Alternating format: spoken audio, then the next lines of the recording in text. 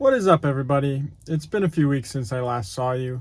I took some vacation time and I jetted across the pond to Scotland and Poland with who I'm happy to now call my fiance. While in Poland, we stayed with her grandmother and, well, you guessed it, I ended up having to do some plumbing while I was there.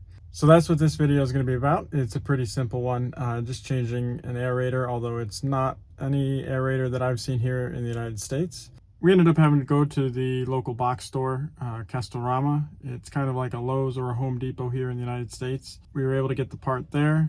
Let's show you around there and then get started on the job.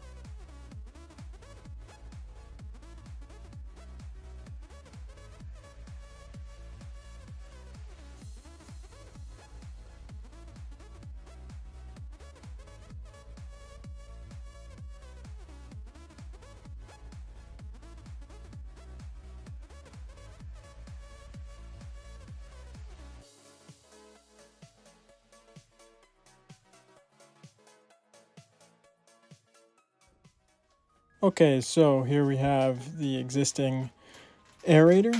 We have the new one. It came with this adapter here that you can thread into it, and this is for if you have internal threads on your faucet. Ours are external threads, so we'll just stick this one right on.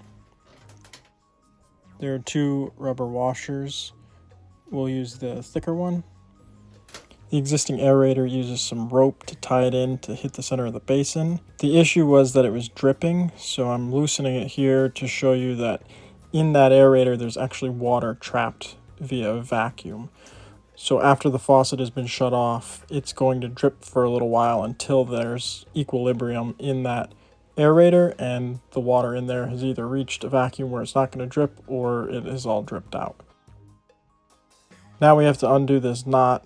It's tied on either side and around the aerator, so doing this is going to be a little tricky. We'll just get this side off, work on the other, and speed right through this.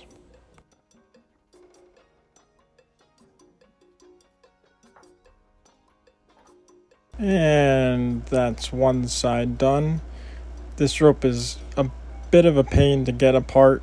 All the minerals that have soaked it and then dried and then soaked and dried has really caused it to bind up, but we got it apart here. And as you can see, it's got lots of mineral buildup compared to the new one, and the internals of that flexible section have started to break down.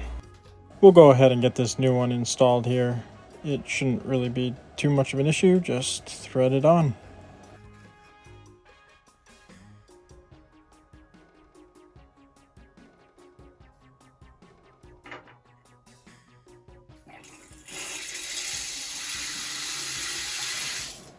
The water is still hitting the basin, which is good.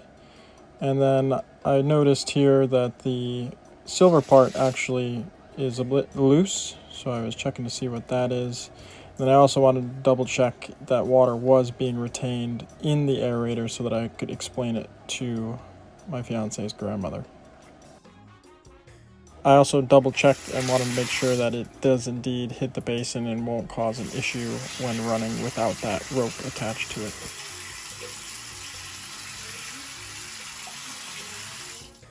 I then played with that silver part at the base of the aerator a little bit more to see what was going on there. To my surprise, it actually pulls down and you get a spray pattern out of it. And then you can lift it up again and you will get the regular aerated stream. And as you can see, everything is working, the cold, the hot. It is backwards here, but I think that was just the installation. Pull it down, get that spray pattern, and then an aerating pattern. It shuts off, it'll drip out for a little while the aerator's full, but it should be all good now.